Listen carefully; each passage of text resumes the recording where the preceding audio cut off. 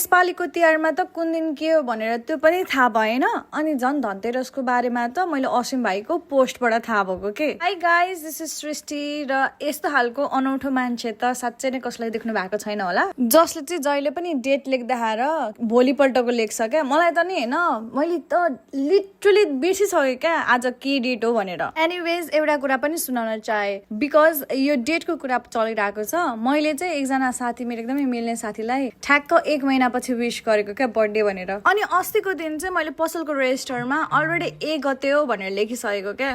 I don't know why this keeps on happening to me क्या। Anyways यो चाहिँ खाली पेटमा जुस खाँदैछु म, बिकज मैले खाना नखाइकन हिँडेको थिएँ।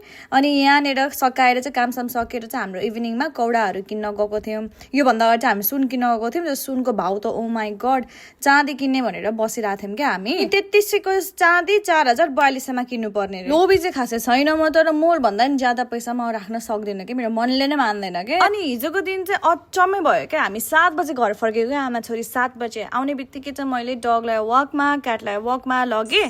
कुनै हो, रेडी 1 2 3 दसैँ भन्दा तिहारको रौनकै छुट्टै है। घर झिलिमिली सजाउने कस्तो रमाइलो हुन्छ क्या। Also this is the best time that you make memories for life जस्तो लाग्छ क्या। कोही ट्रेकिङतिर, कोही घरमा रमाइलोतिर है, कस्तो मजा हुन्छ नि।